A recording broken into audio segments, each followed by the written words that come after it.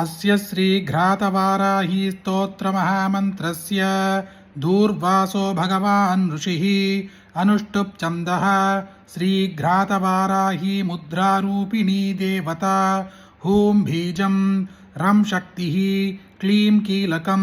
मम सर्वशत्रुक्षयार्थं श्रीघ्रातवाराही स्तोत्रजपे विनियोगः। उग्ररूपां महादेवीं शत्रुनाशनतत्परां क्रूरां क्रातवाराहीं वन्देऽहं कार्यसिद्धये। स्वापहीनां मदालस्यामप्रमत्तामतामसीं दंष्ट्राकराळवदनां विकृतास्यां महारवाम् ऊर्ध्वकेशीमुग्रधरां सोमसूर्याग्निलोचनां लोचनाग्निस्फुलिङ्गाद्यैः भस्मीकृत्वा जगत्त्रयं मोदयन्तीम् अट्टहासैर्मुहुर्मुहुः खड्गं च मुसलं चैव पाशं चोणितपात्रकं दधतीं पञ्चशाकैस्वैः स्वर्णाभरणभूषितां कुञ्जामालां शङ्खमालां नानारत्नविभूषितां वैरिपत्नी कण्ठसूत्रच्छेदनक्षूररूपिणीं क्रोधाद्धतां प्रजाहन्तृ क्षूरिकेव स्थितां सदा जितरम्भोरुयुगलां रिपुसंहारताण्डवीं रुद्रशक्तिं परां व्यक्ताम् ईश्वरीं परदेवतां विभज्य कण्ठदंष्ट्राभ्यां बिबन्दीमस्मृजं रिभोः कोगण्डमिव शार्दूलो गजकण्ठं यथा हरिः कपोदयाश्च वाराही पदत्यशनया रिभौ सर्वशत्रून् च शोष्यन्ति कबन्ति सर्वव्याधयः विधिविष्णुशिवेन्द्राद्या मृत्युभीतिपरायणाः एवं जगत्त्रयक्षोभ कारकक्रोधसंयुतां साधकानां पुरस्थित्वा प्रवदन्तीं मुहुर्मुहुः प्रचरन्तीं भक्षयामि तपःसाधकते रिपून् एभियानो ब्रह्मजिह्वा शत्रुमारणतत्परां त्वगसृङ्मां समेदास्ति मज्जाशुक्लानि सर्वदा भक्षयन्तीं भक्तशत्रो अचिरात् प्राणहारिणीम् एवं विधां महादेवीं याचेऽहं शत्रुपीडनं शत्रुनाशनरूपाणि कर्माणि कुरु पञ्चमी सर्वशत्रुविनाशार्थं त्वामहं शरणं गतः तस्मादवश्यं शत्रूणां वाराही कुरु नाशनं पातुमिच्छामि वाराही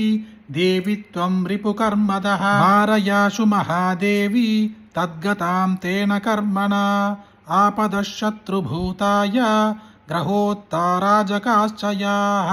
नानाविधाश्च वाराही स्तम्भयाशु निरन्तरं शत्रुग्रामगृहां तेषान् राष्ट्राण्यपि च सर्वदा उच्चाडयाशु वाराही मृगवद्भ्रमदाशु तान् अमुकामुकसंज्ञांश्च शत्रूणांश्च परस्परं विद्वेषय महादेवी कुर्वन्तं मे प्रयोजनं यथा नश्यन्ति रिपवः तथा विद्वेषणं कुरु यस्मिन् काले रिपुस्तम्भं भक्षणाय समर्पितम् इदानीमेव वाराही भुङ्क्ष्वेदं कालमृत्युवत् मां दृष्ट्वा ये जना नित्यं विद्वेषन्ति हसन्ति च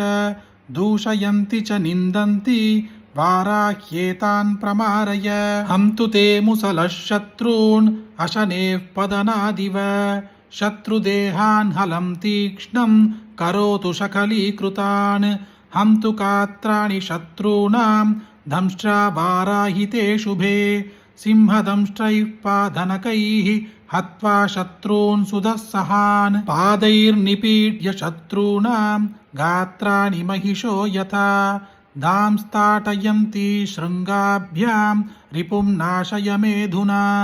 किमुक्तैर्बहुभिर्वाक्यैः अचिरात् शत्रुनाशनं कुरु वश्यं कुरु वाराही भक्तवत्सले एतद्घ्रातवाराह्यं स्तोत्रमापन्निवारणं मारकं सर्वशत्रूणां सर्वाभीष्टफलप्रदं त्रिसन्ध्यं पठते यस्तु स्तोत्रोक्तफलमश्नुते मुसलेनाथ शत्रूंश्च मारयन्ति स्मरन्ति ये दार्क्ष्यारूढां सुवर्णाभां जपेत्तेषां न संशयः अचिराब्दुस्तरं साध्यं हस्तेनाकृष्य दीयते एवं ध्यायेज्जपेद्देवीम् आकर्षणफलं लभेत् अश्वारूढां रक्तवर्णां रक्तवस्त्रात्यलङ्कृता एवं ध्यायेज्जपेद्देवीं जनवश्यमाप्नुयात् दंष्ट्राद्भुतभुजां नित्यं प्राणवायुं प्रयच्छति दूर्वास्यां संस्मरेद्देवीं भूलाभं याति बुद्धिमान् सकलेष्टार्थता देवी साधकस्तत्र दुर्लभः इति श्रीघ्रातवाराही स्तोत्रं सम्पूर्णम्।